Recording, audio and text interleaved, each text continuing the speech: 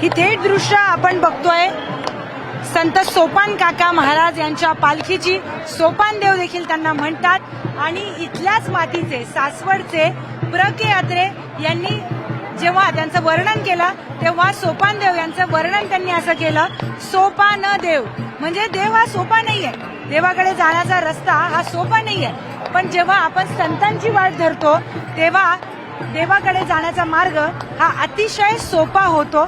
अशा पद्धतीचं अशा आशयाचं वर्णन त्यांनी केलेलं आहे.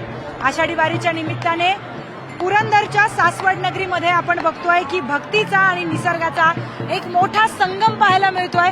मागे पुरंदरचा मोठा डोंगर आहे, कऱ्हा नदी आहे, त्या नदीच्या काठावर सासवड हे गाव वसलेलं आहे आणि सासवड या गावामध्ये संत सोपान काका यांची ही पालखी आता प्रस्थान करते. ही थेट दृश्य आपण बघतोय खास न्यूज 18 मराठीच्या दर्शकांसाठी एक्सक्लुझिव्ह दृश्य आपण बघू शकतो. किती मोठ्या प्रमाणात जनसमुदाय इथे लोटलेला आहे आणि एकदा तरी सोपान काकांच्या पादुकांचं दर्शन व्हावं यासाठीची ही मोठी गर्दी इथे पाहायला मिळते. सोपानदेव मंदिराच्या बाहेरची ही थेट दृश्य आहेत. या दृश्यांमध्ये तुम्ही बघू शकता की मोठ्या प्रमाणामध्ये दिंड्या या सासवडमध्ये दाखल झालेल्या आहेत आणि खास करून संत ज्ञानेश्वर महाराजांची पालखी सुद्धा सासवडमध्ये मुक्कामाला आहे. संत ज्ञानेश्वर महाराज आपले लाडके माऊली सुद्धा सासवडमध्ये मुक्कामाला आहेत आणि तेव्हाच संत ज्ञानेश्वर महाराज यांचे धाकटे भाऊ संत सोपान काका सुद्धा आता इथून प्रस्थान करतात, पंढरपूरच्या दिशेने जातात आणि याच प्रस्थानाची थेट दृश्य आपण बघतोय न्यूज 18 मराठीच्या माध्यमातून.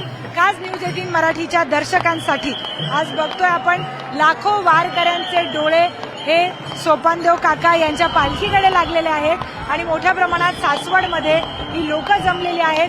सासवडची लोक आहेत, पुण्याची लोक आहेत, महाराष्ट्राच्या कानाकोपऱ्यातून ही लोक इथे जमल्याचं आपल्याला पाहायला मिळत आहे आणि एकदा तरी आपल्याला दर्शन मिळावं या आशेने या सगळ्या दिंड्या हे सगळे वारकरी इथे थांबल्याचं चित्र पाहायला मिळत आहे. विठू नामाच्या गजरामध्ये आज सासवड नगरी ही आज पवित्र झालेली आहे.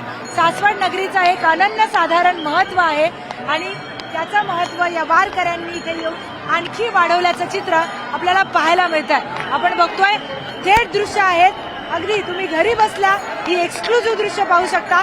खास न्यूज 18 मराठीच्या दर्शकांसाठी संत सोपान काका यांची पालखी आता प्रस्थान करते पंढरपूरच्या दिशेने आणि या प्रस्थानाची थेट दृश्य आपण बघतोय आणि ही खास दृश्य खास दर्शकांसाठी आहेत. आपण बघतोय की कशा पद्धतीने मोठा जनसमुदाय इथे लोटलेला आहे आणि या सगळ्या जनसमुदायाची ही दृश्य आहेत. त्याचबरोबर पालखीची सुद्धा दृश्य आहेत. आताच मंदिरामध्ये पादुकांचं पूजन झालं, पादुकांची आरती झाली आणि त्यानंतर मंदिर प्रदक्षिणा देखील पार पडली आणि त्या मंदिर प्रदक्षिणानंतर आपण बघतोय पालखी आता पंढरपूरच्या दिशेने प्रस्थान करते. आमचे व्हिडिओ जर्नलिस्ट हर्षद गोरखा हे तुम्हाला थेट ही पालखीची दृश्य दाखवतात आणि या पालखीमध्ये आता आपण बघतोय की पादुकांचं चित्र तुम्हाला पादुका तिथे बघायला मिळतील तुम्हाला आणि आता हीच पालखी थेट रथाकडे चाललेली आहे.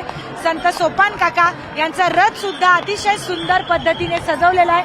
आम्ही रथाची सुद्धा दृश्य न्यूज 18 मराठीच्या दर्शकांना दाखवलेली आहेत आणि त्याच रथामध्ये आता ही पालखी मानाने विराजमान होणार आहे. संत सोपान काका यांच्या पादुका त्या रथामध्ये विराजमान होतील आणि पंढरपूरच्या दिशेने रवाना होतील. हा सगळा पालखी मार्ग कसा असेल याचं सुद्धा सगळी माहिती न्यूज 18 मराठीवर आम्ही सांगितलेली आहे.